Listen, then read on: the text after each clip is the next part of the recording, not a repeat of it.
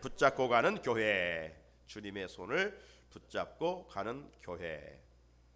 우리의 연약한 손, 우리의 연약한 손을 주님의 강한 손을 붙잡고 가는 것을 제가 이렇게 이름을 한번 붙여봅니다. 거룩한 젖붙임이다. 우리의 연약한 손이 주님의 강한 손을 붙잡는 것이 뭐냐? 거룩한 젖붙임이다. 그죠? 돌감나무가 정말 극상품의 열매를 맺기 위해서는 참감나무에 젖붙이면 이게 좋은 열매를 맺는 이치와 같은 것이죠. 규성을 가진 우리들이 주님의 손을 붙잡고 갈 때마다 하나님께서 함께 하심으로 은혜를 주셔서 하나님이 기뻐하시는 열매들을 한 해 주렁주렁 맺어 우리를 가꾸신 농부이신 하나님을 기쁘시게 해드릴 것이고, 또 우리는 그의 은혜 안에서 감사가 넘치는 한 해를 살게 될 줄로 믿습니다. 그래서 지난 주일은 붙드시는 손, 주님의 손은 어떤 손이냐? 붙잡아 주시는 손이다, 이런 말씀을 들었지요. 자, 오늘은 인도하시는 손 따라합시다. 인도하시는 손. 코로나19로 많은 직종들이 어려움을 겪고 있습니다. 그런 가운데서 특별히 여행업계가 큰 타격을 입고 있지요. 여행업계 관련된 사업은 정말 거의 마비된 상황입니다. 코로나19 전까지만 해도 여행업계는 호황이었죠. 우리나라는 남달리 사계절이 참 아름답습니다. 그래서 많은 사람들이 계절마다 참 아름다운 곳을 찾아가 힐링하는 그런 삶을 지내오지 않았습니까? 제가 이제 이 운동하기 위해서 월드컵 경기장을 지나 이렇게 한강 쪽으로 가다 보면 그 한 곳에 이 관광버스가 줄지어 있습니다. 이전에는 그 많은 관광버스들이 아침 일찍이 어디론가 손님을 싣고 떠났다가 이제 일정이 맞춰지면 다시 돌아와서 거기에 파킹을 해놓고 청소하는 것을 보아왔었어요. 그런데 이제 이 코로나 이후로 그 많은 관광버스들이 그냥 움직이지 않고 줄지어 서 있는 모습을 볼 때마다 참 마음 한쪽이 아픈 그런 시간을 가져보면서 걸었던 시간들이 많이 있습니다. 뿐만 아니라 코로나19 이전에 우리 국민은 뭐 해외여행도 많이들 떠나지 않았어요? 뉴스 나올 때마다 인천공항을 보여주면 정말 인파로 발 디딜 수 없을 만큼 여행객들이 많았었습니다. 붐볐었지요. 그런데 지금은 어떻습니까? 아주 썰렁합니다. 현재 외국 여행은 할 수 없는 이런 상황이잖아요.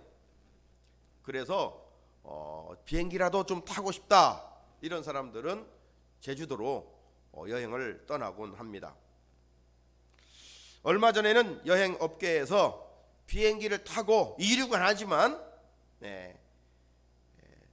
다른 나라 그 공해만 이렇게 지나고 오는 그런 상품을 내놓았어요. 그런데 준비된 자리가 만석일 정도로 이런 참 진풍경이 벌어지기도 했습니다. 이만큼 우리나라 사람들은 여행을 좋아하는 것 같아요. 그런데 이 국내 여행이나 해외 여행이나 보다 더 효과적으로 유익하게 여행을 하기 위해서는 설명해주는 가이드가 필요합니다. 그냥 눈으로 보고 오는 그런 관광도 물론 있어요.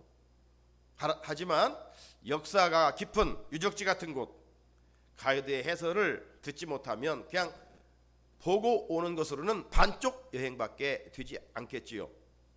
설명을 잘 들을 때 그냥 보는 것 그 이상의 많은 것들을 배우고 느끼고 경험하고 돌아올 수가 있는 것이죠.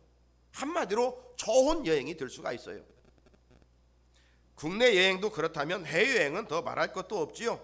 먼저 언어가 다르기 때문에 반드시 가이드가 필요합니다.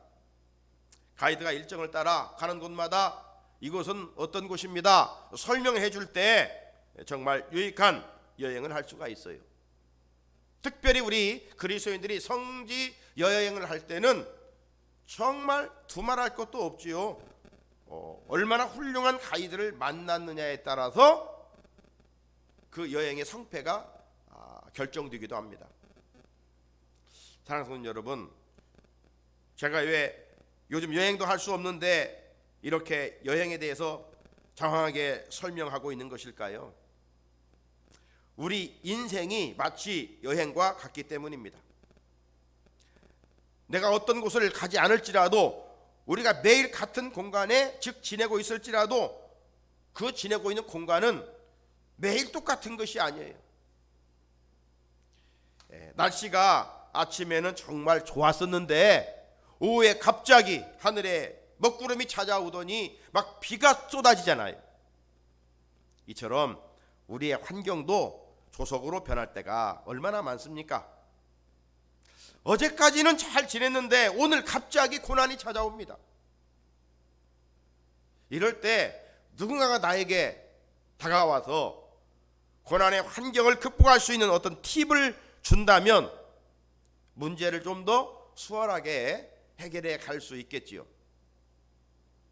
반대로 정말 힘든 상황에서 그 누구 하나 찾아오는 사람 없고 도와주는 사람이 없다면 심적 고통은 고난으로 말미암아 더해 갈 수밖에 없습니다.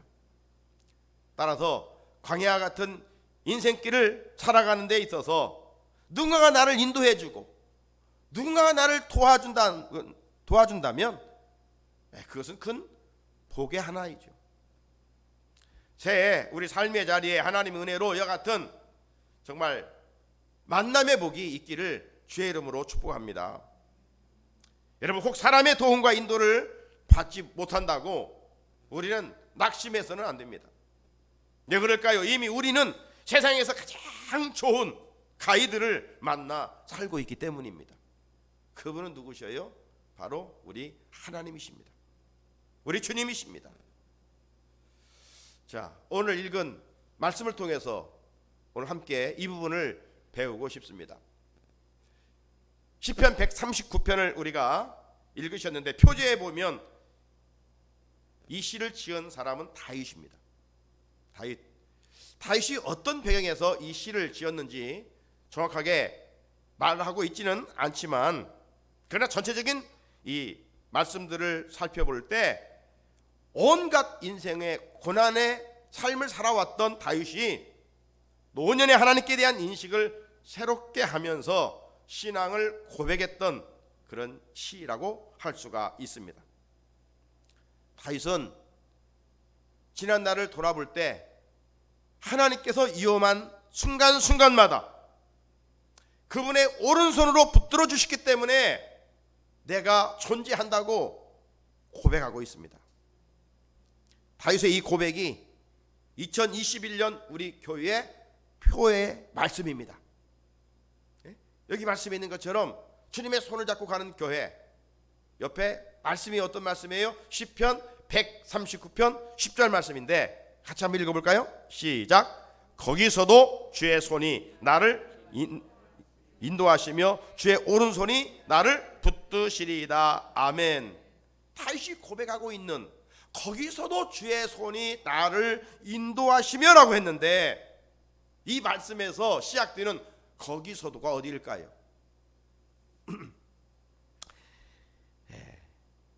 이 말씀을 확인하기 위해서는 앞에 8절 9절에 잘 말씀하고 있어요.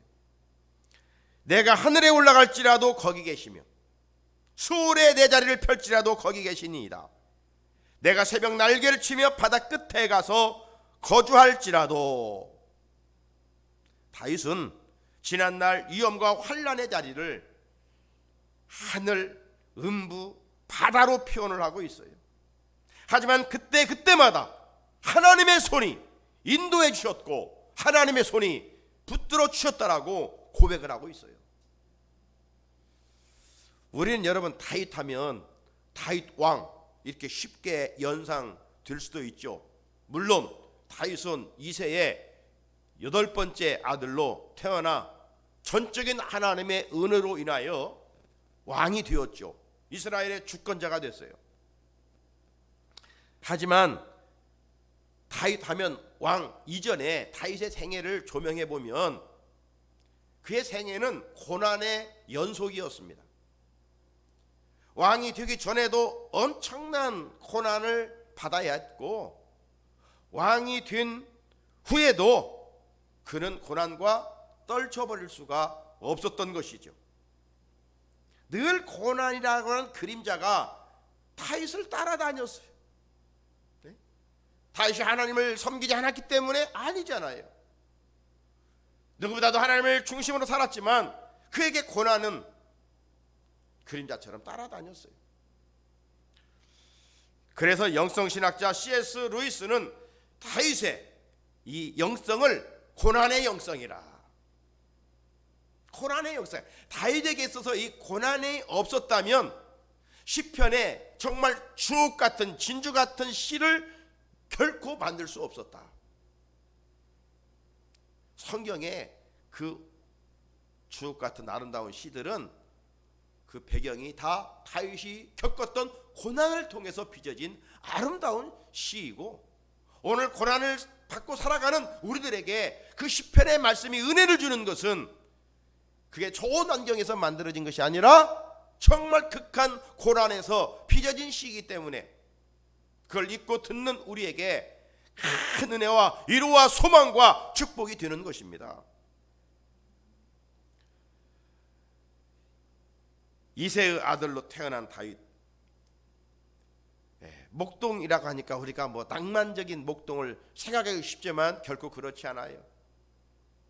가장 천한 일이 바로 당시 목동입니다. 여러분 가정에서 8명이나 아들이 있다면 막내 다윗이 갈 이유 없잖아요. 형들이 가야죠. 그 어려운 일이라면. 그냥 형들의 구박을 받았다라고 해도 과언이 아니에요. 다윗은 그 이름 모를 들판에서 그 양들을 치는 목동이었습니다. 그냥 그것만 봐도 참 집안에서부터 형들로부터 차별을 받고 고난을 받았다라고 충분히 이해할 수가 있습니다.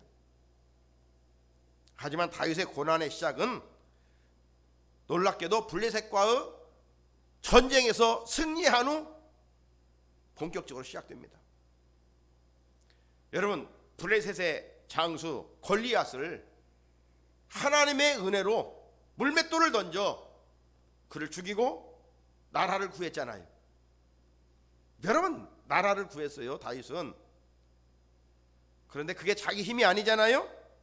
사무엘상 17장 45절 보게 되면 만군의 주 여호와의 이름으로 너는 칼과 단창으로 내게 나오지만 나는 만군의 주 여호와의 이름으로. 이 한 해도 여러분이 정말 다윗이 무장했던 이 무기 만군의 주 여호와의 이름으로 영적 싸움에 승리할 수 있기를 주의 이름으로 축복합니다. 만군의 주 여호와의 이름. 자, 이때 여인들이 이제 블레셋과의 전쟁에서 패배할 줄 알았는데 다윗이 그렇게 골리앗을 죽이니까 너무 좋았던 것 같아요 여인들이. 그래서 막 덩실덩실 춤을 추면서 이렇게 노래했어요. 사무엘상 18장 7절을 보면 사울이 죽인 자는 천천히요 다윗은 만만이로다. 당시 왕은 사울이에요. 사울은 천천인데 다윗은 만만이다. 자, 이 말이 사울왕의 심기를 건드렸던 것이죠. 여러분 여인들이 그렇게 외친다고 백성들이 뭔 힘을 모아가지고 사울왕을 쫓겨내겠습니까? 그럴 리가 없겠죠. 그런데 사울의 못된 자존심이 작동된 거예요. 그래서 이후부터 다윗을 제거하기 위해서 온갖 음모와 작전을 세우게 되고 본격적으로 다윗은 고난의 길로 들어설 수밖에 없었던 것입니다. 사울의 행동을 통해서 한 가지 우리가 교훈을 배워본다면, 상대방이 잘 될 때 배 아파하면 그게 무덤을 파는 일이라는 거예요. 상대방이 잘 될 때 우리는 박수 쳐줘야 되죠. 그럴 때 내 자존감이 다운되는 게 아니에요. 다른 사람을 칭찬하고 다른 사람을 위해 사는 사람은 더 올라가는 법이에요. 그런데 타락한 인간은 이것을 깨닫지 못하기에 한순간 망하는 것입니다. 여인들이 다윗을 높이자 사울 왕 마음에 시기가 찾아왔어요. 그래서 저놈을 어떻게 하면 제거하지? 저것을 어떻게 해야 죽이지? 성령이 떠나고 악령이 사울 왕에게 임했어요. 그래서 수금을 타는 다윗을 창을 던져 몇 번이고 죽이려고 하지 않았습니까? 여러분, 당시에는 전쟁이 많았던 때예요. 그러니까 지금 블레셋과 싸움에서 이겼던 이 다윗과 같은 좋은 군사가 있다는 것은 국가적으로 얼마나 큰 유익입니까? 또 전쟁이 일어나면 다윗이 나가서 하나님의 이름으로 또 승리할 걸 생각하면 정말 품고 상을 줘도 일반적인 상을 가지고는 안 될 것 아니에요? 그런데 용장을 죽인다면 국가적으로 얼마나 큰 손해가 되겠습니까? 그런데 교만한 사울의 마음은 좁쌀 같아서 그런 넓은 생각을 할 수가 없었던 것이죠. 잘못하면 사울이 가진 이 못된 모습은 쉽게 우리들도 가질 수 있는 범하기 쉬운 그런 모습입니다. 즉, 남이 잘 뛰는 꼴을 못 보는 것이죠. 이런 그릇된 행위는 나를 살리는 것이 아니라 나를 무너뜨리는 통로인 겁니다. 성경은 거듭난 그리스도인들은 어떻게 살아가느냐? 동고동락하라는 것이죠. 이웃과 함께 아파하고 또 함께 좋은 일에는 즐거워하라고 말씀하고 있는 거예요. 여러분, 그런데 우리가 한번 생각해 보세요. 고난은 누가 힘들면 그래도 내 마음이 좀 가요. 알지 못한 사람일지라도 요즘 뭐 그 아이 문제로 얼마나 지금 세상이 떠들썩합니까? 그 아파하는 마음이 있잖아요, 우리 안에. 고난은 함께 감정이 어떻게 동화되어 때로는 정말 아파하고 눈물도 흘려줄 수 있어요. 문제는 뭡니까? 남의 즐거움, 남의 성공을 함께 하지 못하고 사촌이 돈을 사면 배 아파 당하는 것처럼 배가 아파. 그런데 여러분 기억하십시오. 하나님이 정하신 법칙은 남이 성공할 때 박수 쳐주고 함께 좋아하는 사람이 잘 뛰게 하는 거예요. 새해 우리 모두 하나님 정하신 법칙을 따라 살면서 여러분이 하는 일에 형통의 은혜를 입기를 축복합니다. 다윗은 블레셋과의 전쟁에서 나라를 구한 후 사울 왕을 통해서 앞에 말씀드린 것처럼 본격적인 고난이 시작되었습니다. 그 고난은 한두 달이 아니었습니다. 1년 2년이 아니었습니다. 10년 20년 말할 수 없는 고난이 이어졌습니다. 다윗이 당한 고난은 뭐 동네 불량배, 요즘 말하면 일배, 이런 친구들에 의해서 고난당하는 수준이 아니라 권력을 잡은 왕으로부터의 고난이니까 한번 상상을 해보십시오. 사울의 귀에 부하들에 의해서 다윗이 어디에 있습니다 이 정보를 입수하게 되면 수백 명 수천 명 군사들을 데리고 다윗을 잡으러 갔어요. 그런 상황에서 다윗이 쫓기고 있었을 때 그 마음을 한번 생각해 보십시오. 친구들에 의해서 돌팔매를 피하기 위해서 지금 도망가는 게 아니라 최고의 권력자 왕에 의해서 수많은 군사들과 더불어 쫓아오는 그를 피해야 할 다윗의 모습을 한번 생각해 보라 이 말이죠. 하지만 다윗은 그때마다 광야 지형을 잘 알고 있었기 때문에 몸을 피할 수가 있었던 거예요. 왜 다윗은 광야의 지형을 잘 알 수가 있었을까요? 양떼들을 이끌고 이곳저곳 다니면서 수많은 그 협곡의 굴이 어디에 있다는 것을 다윗은 알고 있었던 것이죠. 다윗이 목동을 하고 있을 때 아마 형들을 원망했을 수도 있어요. 네? 형들이 어려운 일을 해야지 왜 막내인 나에게 이런 어려운 일을 시키는가, 마음속으로 형들을 미워할 수도 있었을 거예요. 불평도 했을 거예요, 고생하면서.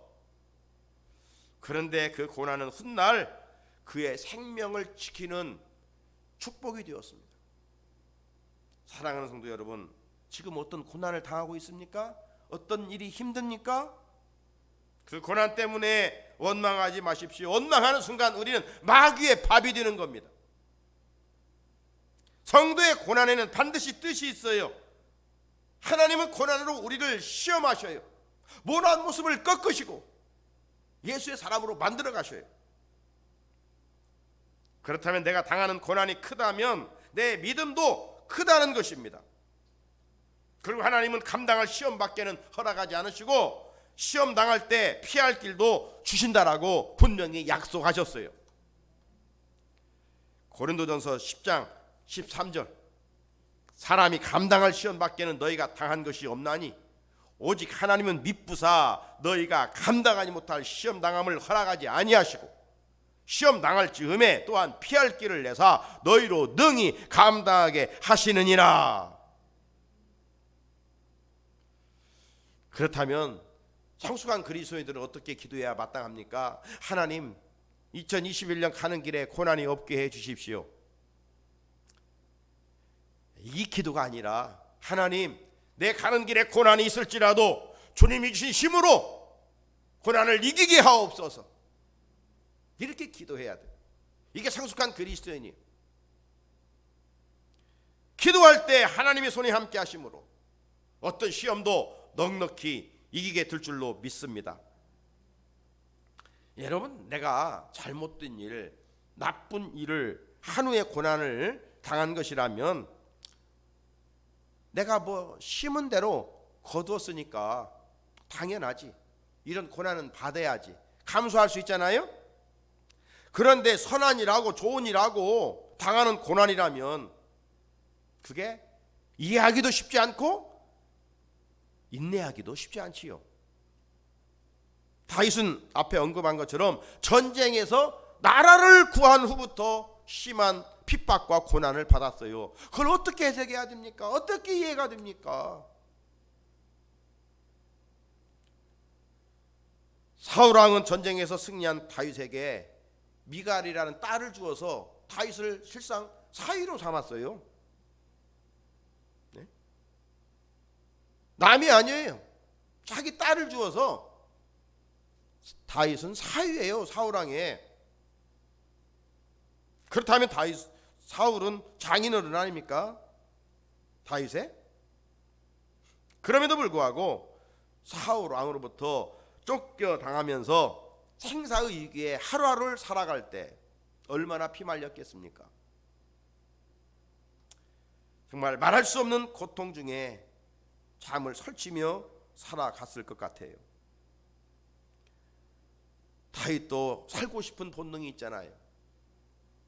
그 쫓기는 가운데 블레셋 지역에 한 번은 들어가서 사울을 피해 가드 왕 아기스 앞에 나갔습니다. 그때 살기 위해서요, 다윗이 어떻게 한지 아십니까? 사무엘상 21장 13절을 말씀해 보게 되면 미친 체하고 대문짝에 그적거리며 침을 수염에 흘림에, 미친 척했어요. 미친 사람처럼. 그때 아기스 사람들이 저기 블레셋 장군을 죽인 다윗입니다 하니까 긴장했지요. 그런데 아기스 왕이 보니까 침 흘리면서 머리는 헝클어지고 꼭 미친 사람 같아요. 저런 미친 것이 무슨 힘 있는 군인이겠느냐? 놔둬라, 저 미쳤잖냐. 살기 위해서 미친 척 하는 이 다윗의 심정 얼마나 비참한 모습입니까? 하지만 훗날 이런 고난들은 시편의 주옥 같은 시들을 만드는 약재료가 되었어요. 이런 고난이 없었으면 그런 아름다운 시들은 만들 수가 없었던 것이죠. 그래서 다윗이 지은 시의 공통 주제는 고난입니다. 고난. 깊은 수렁에 빠져 살아난 이야기, 캄캄한 굴에 갇혀 두려움 가운데 지냈던 이야기, 이름 모를 들녘에서 계속 사울왕으로부터 쫓겨다니면서 살아야 했던 이야기, 정말 이렇게 침을 흘리면서까지 미친 척하는 이런 이야기 등, 여러분, 이런 지난날에 고난이 없었다면 시는 탄생되지 않았을 거예요. 그런데 놀랍게도 그런 모진 환난과 핍박 속에서도 잔디가 밟으면 밟을수록 살아나는 그런 식물이듯이 다윗은 그런 모든 위험한 환경에서 생명을 이어갔습니다. 그 동력이 무엇일까요? 무엇이 다윗을 그토록 국가 권력에 의해서 고난을 받지만 살아났을까요? 바로 10절 말씀이에요. 금년표가 주제의 말씀이에요. 거기서도 주의 손이 나를 인도하시며 주의 오른손이 나를 붙드셨기 때문이라고 말합니다. 사울왕이 죽음으로 다윗의 고난은 끝났을까요? 그렇지 않습니다. 아들 압살롬의 쿠데타로 다윗은 왕궁에서 쫓겨나 신발도 신지 못하고 도망가야만 했습니다. 장인으로부터 그런 어려움, 왕이 후에는 아들 압살롬으로부터, 남이 아니에요. 다른 어떤 충신으로부터 배신을 당한 게 아니에요. 아들 압살롬으로부터. 이 고통은 정말 사울왕으로부터 당한 고난보다도 배나 더했을 것 같지 않습니까? 하지만 다윗은 숱한 고난 가운데서도 죽지 않고 살아났어요. 사랑하는 성도 여러분, 다윗의 고난은 장차 오실 메시아의 고난을 예표하고 있습니다. 예수님의 생애를 보십시오. 고난으로 계속 이어졌잖아요. 그리고 마침내 저주의 상징인 나무 십자가에 매달려 죽으셨습니다. 다윗을 고난 중에도 인도하신 하나님께서 예수님을, 생명이신 그분을 죽음을 통해서 음부의 낮은 자리까지 내려가게 하셨어요. 하지만 다윗을 고난 중에서도 인도하신 이 하나님께서 음부에까지 내려가진 예수 그리스도를 올리셔서 가장 높은 영광스러운 자리까지 올려주시지 않았습니까? 이것이 주님 안에 사는 자들의 고난의 신비입니다. 나아가 다윗이 당한 고난은 바로 성도들이 당하는 고난입니다. 우리들도 죽을 때까지 고난과 떨어져 살 수가 없어요. 고난 속에서 하나님이 함께 하시는 평안이지 고난 없는 평안은 있을 수가 없어요. 예수 믿는다고 고난에 피해가는 것 아닙니다. 예수 믿는다고 병 안 걸리는 거 아니에요. 사고 안 나는 거 아니에요. 이 세상은 불완전한 세상이에요. 그래서 완전한 하나님의 나라를 바라보고 살아갈 수 있도록 하기 위함이에요. 고난은 그림자처럼 따라다닐 수밖에 없어요. 이 사실을 모르면 고난 앞에 쉽게 원망할 것입니다. 하지만 이 고난의 비밀을 아는 자는 원망하지 않습니다. 아니, 우리는 고난 앞에 이렇게 찬양할 것입니다. 왜 나만 겪는 고난이냐고 불평하지 마세요. 고난의 뒤편에 있는 주님이 주실 축복 미리 보며 감사하세요. 같이 합시다. 너무 견디기 힘든 지금 이 순간에도 주님이 일하고 계시잖아요. 남들은 지쳐 앉아 있을지라도 당신만은 일어서세. 힘을 내세요. 힘을 내세요. 힘을 내세요. 힘을 내세요. 주님이 손잡고 계시잖아요. 주님이 나와 함께함을 믿는다면 어떤 역경도 이길 수 있잖아요. 할렐루야. 주님이 손잡고 계시잖아요.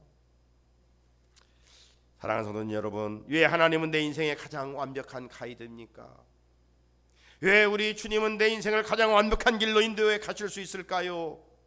그분은 나를 지으신 분이기 때문입니다.